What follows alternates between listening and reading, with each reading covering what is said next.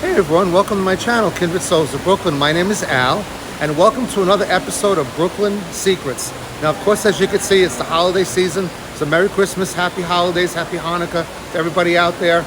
I wanted to do this video and call it Brooklyn Secrets because for the longest time in the Park Slope neighborhood, Kensington, Windsor Terrace, we had this wonderful place called Burgerama, and no one realized why it closed. It was this iconic place that everybody remembers. I had done another video on it, but I finally found out the real reason why this place closed. And it's been the biggest neighborhood mystery ever that I could think of in terms of like store-wise. So tune in for a cool video. I hope you enjoy it. I was contacted by one of the relatives of the man who owned the restaurant, the drive-in burger place, whatever you want to call it. And I want to share that with you. So stay tuned. Hope you enjoy the video. So I'm in the snow here. So first off, if you remember, Burgerama was this amazing place on Fort Hamilton Parkway. I'll put the address up of it here. So it was open over 10 years. It actually closed in 1974. So the rumors of the place closing had to do with a few different things. And we used to own a card store on 9th Avenue at 236 Prospect Park West, Churchview Hallmark. And people would come in, and I was a little kid. I used to love going to the place. They had burgers, they had hot dogs, they had the most syrupy Cokes in the world. Absolutely fantastic.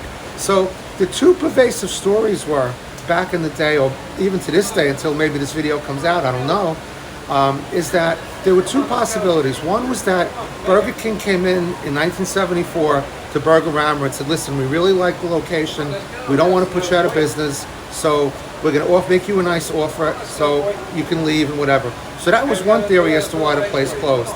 The other theory was, which is a story that you hear often, which I don't really know if it's true or not, was that someone put LSD, because you got to remember it was 1974, right? Someone put LSD in the ketchup or the mustard because it was open, like kind of like those open big canisters, and they got sued or something happened and they decided to close it. Well, neither one of those things is true. Finally found out the truth, and I have one of the relatives, Mike Prisco was the name of the guy who owned the place, and his niece Victoria contacted me. So I'll tell you what really happened. So I'll put Santa in the background here. I'm at the UTC Mall doing this.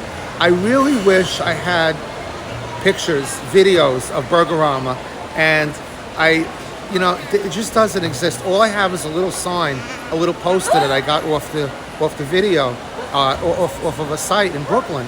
So there's really nothing that exists. So if anybody out there has any videos, has any pictures, I guess there'll be 8mm movies at this point of Burgerama. I would love to do another video on it because this is just such an iconic place. So anyway, with no further ado, the story.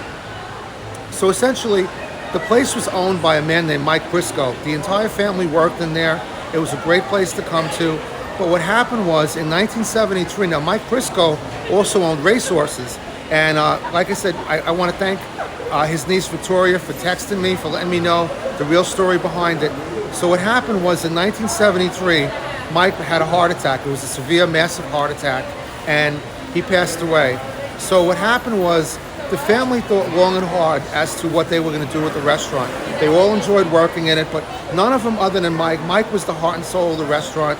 Everybody had their own thing that they were doing, who was in school, who was in a different career. So they thought about it long and hard, and they said, well, we really don't want to keep this going on. And right at that point, Burger King did come in, and Burger King did offer them to buy the restaurant. Now, it was not the other story where Burger King came in and said, oh, we want to open up anyway, no matter what. It wasn't about that at all. Burger King came in very nicely. If you remember, Burger King was even trying to get a foothold back in those days. It was a different era. I think we only had one Burger King in Brooklyn at the time.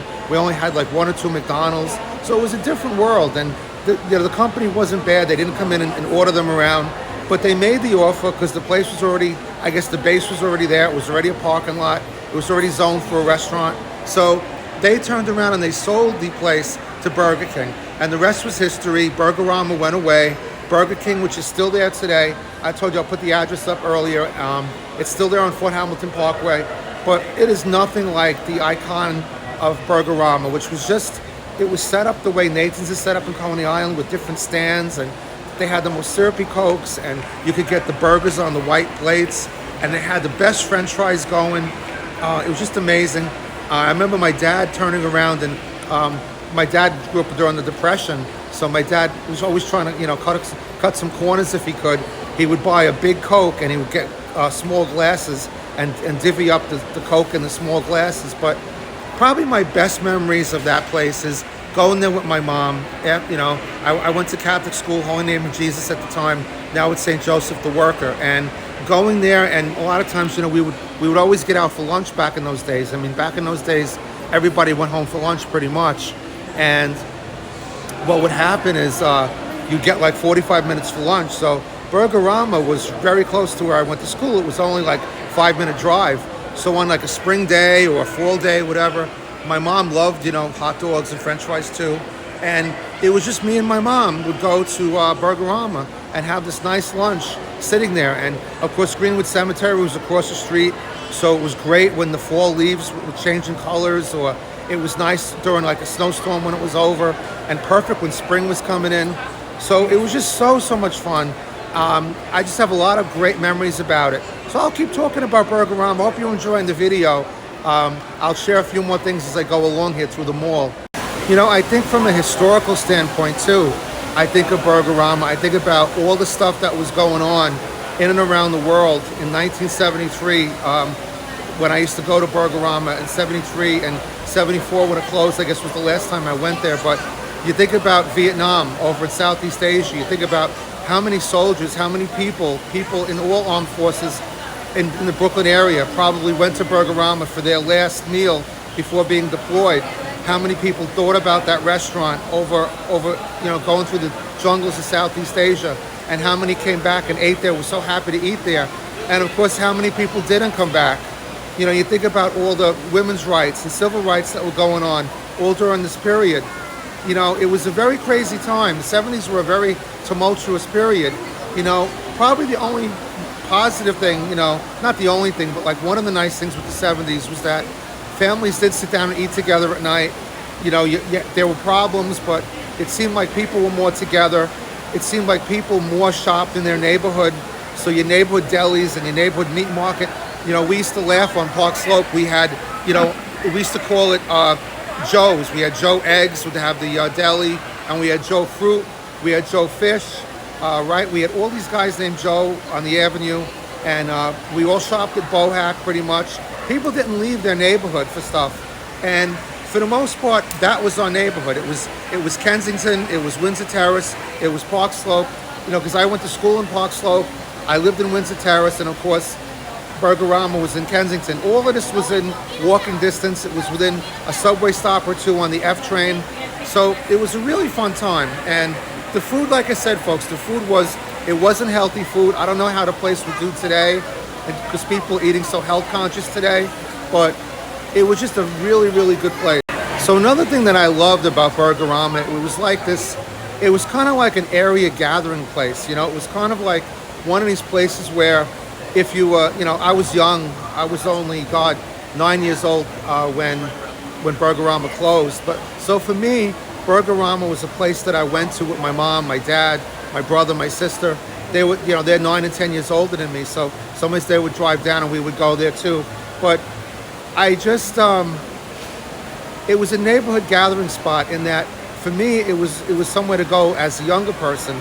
But it was the kind of place that you went to where, early in the day you had the truck, it was on Fort Hamilton Parkway, so you had all the truck drivers stopping by. So in the early part of the day, you had that kind of thing.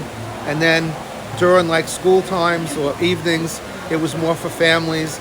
And then I think they used to stay open till about 10 o'clock, 10:30, 11 o'clock.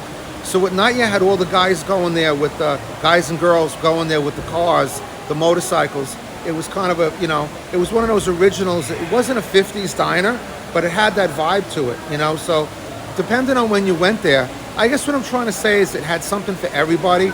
And I think that's why it struck such a positive nerve with people in the neighborhood. People from all over would go there. It was well known. People from Bay Ridge would go there. People from Red Hook. People from all over. Flatbush. So it was a really wonderful place. So like I said, I wish someone has better pictures, better photos. A menu even would be great. I would really appreciate it. So on that note, folks, I would like to thank you for joining me. I got palm trees in the background, so no doubt I'm doing this from Sarasota, right, from Florida. But I want to thank you guys for joining me. I appreciate it. If you guys want to comment, I'd really appreciate it. If you have any ideas for videos or any thoughts, any memories of Burgerama, I would love to hear about them. You can post them on up in the comment section over there. And of course, subscribe. I'd really appreciate that. And until the next video, again, happy holidays to everybody. Merry Christmas, Happy Hanukkah, Kwanzaa, all the holidays out there.